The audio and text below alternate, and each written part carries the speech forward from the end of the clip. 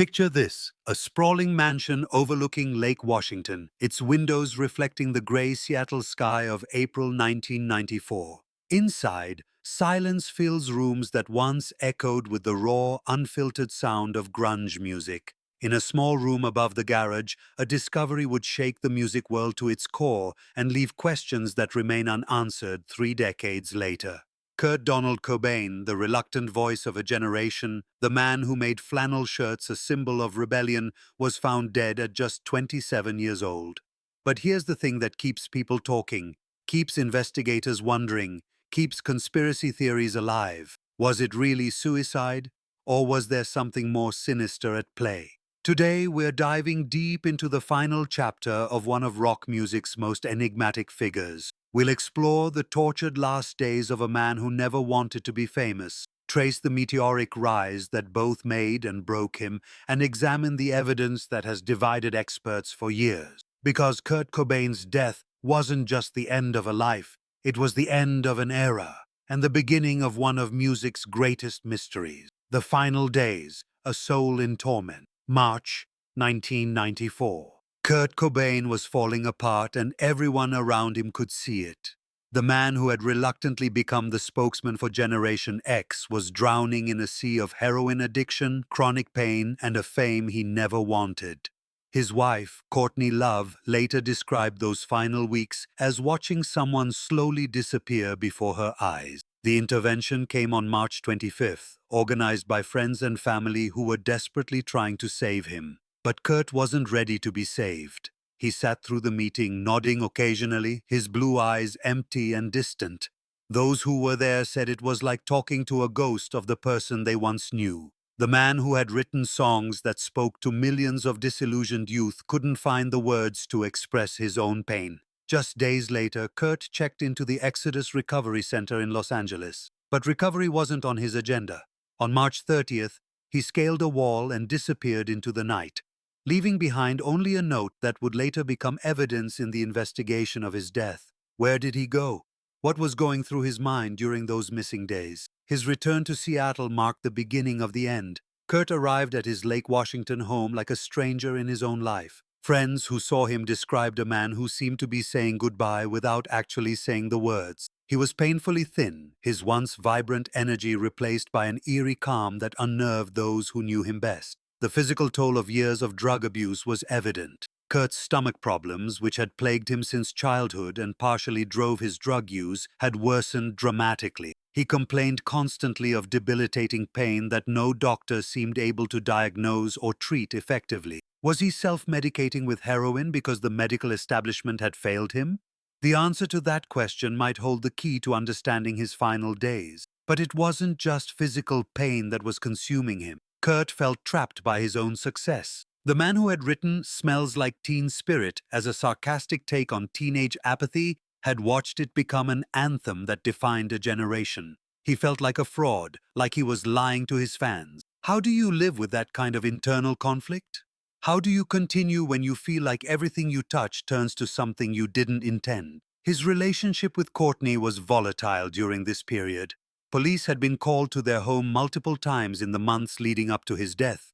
There were reports of domestic disputes, drug-related incidents, and increasingly erratic behavior from both parties. Yet those close to them insist that beneath the chaos, Kurt and Courtney loved each other deeply. Was their turbulent relationship a symptom of their shared addictions? Or was something darker happening behind closed doors? The last person to see Kurt alive was Gary Smith, an electrician who was working on the property's security system. Smith later recalled that Kurt seemed unusually interested in the work being done, asking detailed questions about the electrical setup. Looking back, was Kurt planning something, or was this just the curiosity of a man trying to distract himself from his inner turmoil? The rise of a reluctant icon. To understand Kurt Cobain's tragic end, we need to go back to the beginning, to a small logging town called Aberdeen, Washington, where a sensitive boy grew up feeling like he didn't belong anywhere. Kurt's childhood was marked by his parents' bitter divorce when he was just 9 years old, an event that would shape his entire worldview and find its way into countless songs. After the divorce, Kurt bounced between relatives' homes, never quite finding stability. He was artistic, sensitive, and different in a town that valued conformity and toughness. Can you imagine being a creative soul trapped in a place where being different was seen as weakness? Kurt channeled that isolation into music, teaching himself to play guitar and writing songs that captured the anger and alienation he felt. His first real band, Fecal Matter, was formed while he was still in high school. The name alone tells you everything you need to know about Kurt's attitude toward authority and convention. But it was when he met Krist Novoselic that something magical began to happen. The two shared a love for punk rock and a disdain for the hair metal that dominated the late 80s music scene. Nirvana was born in 1987, taking its name from the Buddhist concept of perfect peace. Ironic, considering the chaos that would define the band's existence. Their early shows were raw, powerful, and completely different from anything else happening in music at the time. Kurt's songwriting combined pop melodies with punk aggression in a way that was both accessible and genuinely rebellious. The Seattle music scene in the late 80s was a tight-knit community of misfits and outcasts. Bands like Soundgarden, Alice in Chains, and Pearl Jam were all finding their sound, but Nirvana was different. Kurt's lyrics spoke directly to a generation that felt disconnected from the glossy materialism of the Reagan era. Songs like About a Girl and Bleach showcased a songwriter who could find beauty in pain and make vulnerability sound powerful. But success, when it came, arrived like a tsunami. Nevermind, released in September 1991, was supposed to sell maybe 250,000 copies. Instead, it knocked Michael Jackson's Dangerous off the top of the Billboard charts and sold over 30 million copies worldwide. Suddenly, Kurt Cobain was the most important rock star in the world, and he hated every minute of it. The success of Smells Like Teen Spirit was particularly difficult for Kurt to process. He had written the song as a critique of teenage apathy, inspired by a deodorant slogan that seemed to represent everything wrong with consumer culture. Instead, it became the anthem of a generation. How do you reconcile creating something that resonates so deeply when you intended it as social commentary? Fame brought money, but it also brought scrutiny that Kurt was completely unprepared for. Suddenly, every aspect of his life was public property. His relationship with Courtney Love, his struggles with addiction, his political views, everything became tabloid fodder. The man who had always been intensely private found himself living in a fishbowl. The pressure to follow up Nevermind was immense. Record executives wanted Nevermind too, but Kurt wanted to explore different musical territories. In Utero, released in 1993, was deliberately abrasive and uncommercial. Kurt's way of pushing back against expectations. The album's raw production and confrontational lyrics were a middle finger to anyone who expected him to play the game of celebrity. Yet even as Kurt rebelled against his fame, he couldn't escape the golden cage it had created. Concert venues grew larger, ticket prices increased, and the intimate connection he had once felt with his audience began to disappear.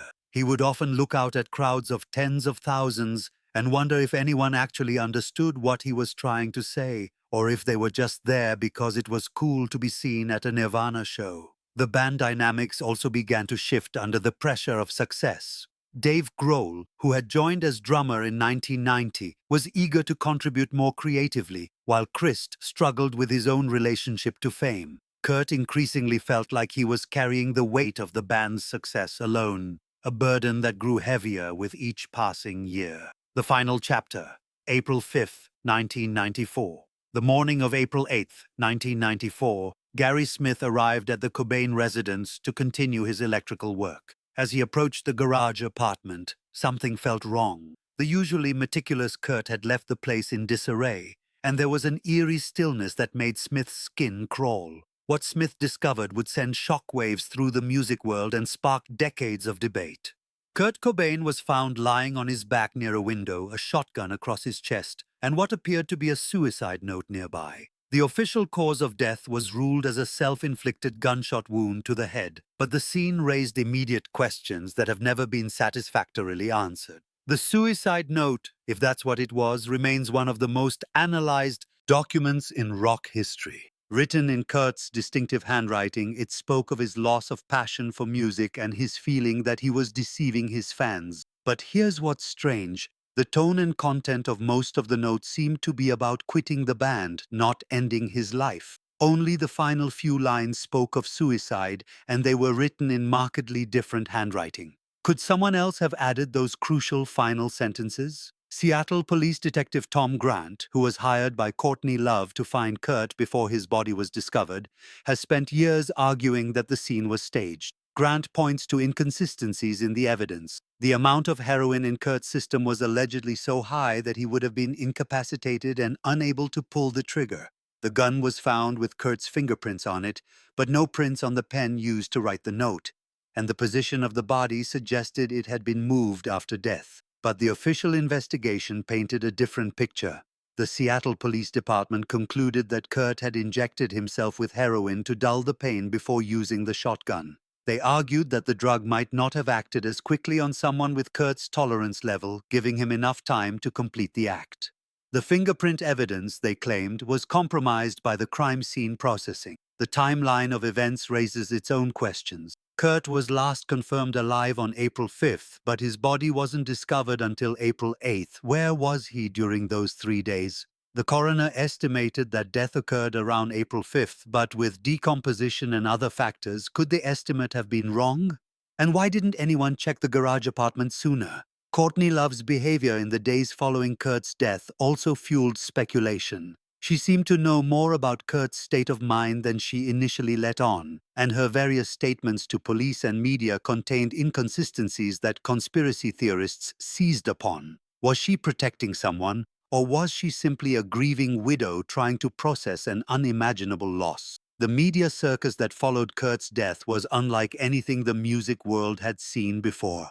News crews descended on Seattle, fans gathered outside the couple's home, and every detail of Kurt's life was dissected and analyzed. The man who had spent his final years trying to escape public scrutiny had become the subject of the most intense media attention imaginable. Vigils were held around the world as news of Kurt's death spread. In Seattle's Vireta Park, thousands of fans gathered to mourn the loss of their voice, their champion, their reluctant leader.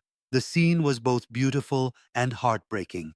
Young people who had found meaning in Kurt's music now had to confront the reality that their hero was gone. The reaction from Kurt's musical peers was immediate and profound. Eddie Vedder of Pearl Jam, despite the supposed rivalry between their bands, spoke movingly about Kurt's talent and the tragedy of his death. Musicians who had never met Kurt publicly mourned the loss of someone they considered a brother in arms against commercial music industry. But perhaps the most telling reaction came from those closest to Kurt. Dave Grohl and Chris Novoselic were devastated, not just by the loss of their friend and collaborator, but by the knowledge that they had seen his struggles and felt powerless to help. Their grief was compounded by guilt. Could they have done something different? Could they have saved him? Legacy, the undying voice of Generation X. 3 decades have passed since Kurt Cobain's death, yet his influence on music and culture remains as powerful as ever. Walk into any record store, scroll through any streaming platform, or attend any rock concert, and you'll find evidence of Kurt's enduring impact. But his legacy extends far beyond music. He became a symbol of authenticity in an increasingly manufactured world. Musically, Kurt's impact is immeasurable. He proved that punk rock could be both aggressive and melodic, that you could write 3-chord songs that contained more emotional truth than the most technically complex compositions. Countless bands cite Nirvana as their primary influence, from mainstream rock acts to underground punk groups. The grunge movement that Kurt helped create changed the trajectory of popular music, pushing aside the hair metal and dance pop that had dominated the late 80s. But Kurt's influence went beyond just sound. He redefined what it meant to be a rock star in the post-MTV era. Instead of the carefully crafted personas of previous generations, Kurt presented himself as vulnerable, conflicted, and human.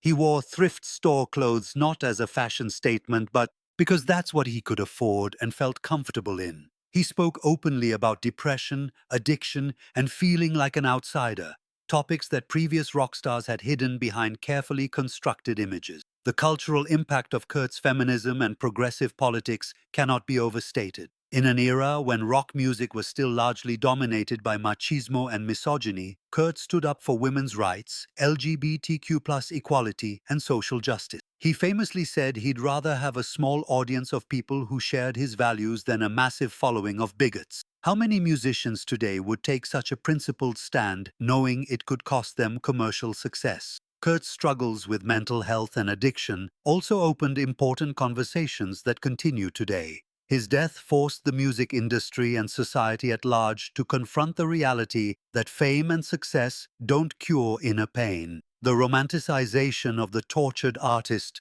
began to be questioned, and discussions about mental health support for musicians became more common.